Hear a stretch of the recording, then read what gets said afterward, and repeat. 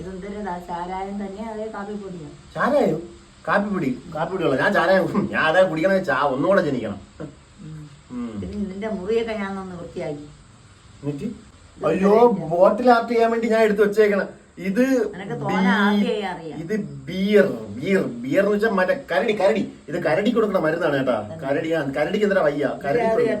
ഇത് എവിടെ ഞാൻ അയ്യോ തകമക എന്ന് വെച്ചാൽ തകമക എന്ന് വെച്ചാൽ നിയമോ താടൻ പാട്ടിയല്ലേ തകമക അങ്ങനത്തേതാണ്. ഓവർ റൂം RUM അതായത് റൂം ഫ്രഷ്നർ കണ്ട. റൂം ഫ്രഷ്നർ ആണ് ഇതൊക്കെ. റൂം ഫ്രഷ്നർ ഇതൊക്കെ ഞാൻ ബോട്ടിൽ ആർട്ട് ചെയ്യാൻ വേണ്ടി എടുത്തോണ്ട് വന്നത്.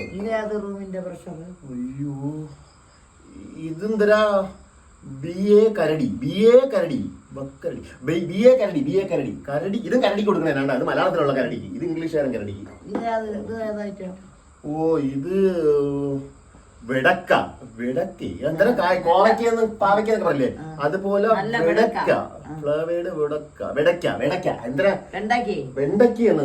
വെണ്ടയ്ക്ക കുപ്പിയിലാക്കിയത് വെണ്ടയ്ക്ക ജ്യൂസ്. ഇത്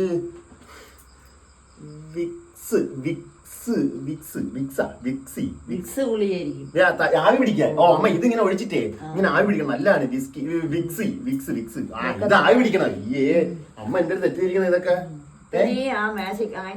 അയ്യേ ഞാൻ ഒരു കലാകാരനായി പോയില്ലേ. ബോട്ടിൽ ആർട്ട് ചെയ്യാൻ വേണ്ടി എടുത്തോണ്ട് വന്നു. എവിടെയൊക്കെ പോയി എടുത്തോണ്ട് വന്നിട്ട് അപ്പൊ എന്നെ അങ്ങനെ സംശയിക്കരുത് അമ്മ. ഈ കൊച്ചു പയ്യനെ നിങ്ങൾ ശരിയല്ല. ഇതൊന്നും ശരിയല്ല. ഇതൊക്കെ ആരും ഇതിന്റെ ആയുർവേദ കട ഇത്. അമ്മ ഇതൊന്നും എനിക്ക്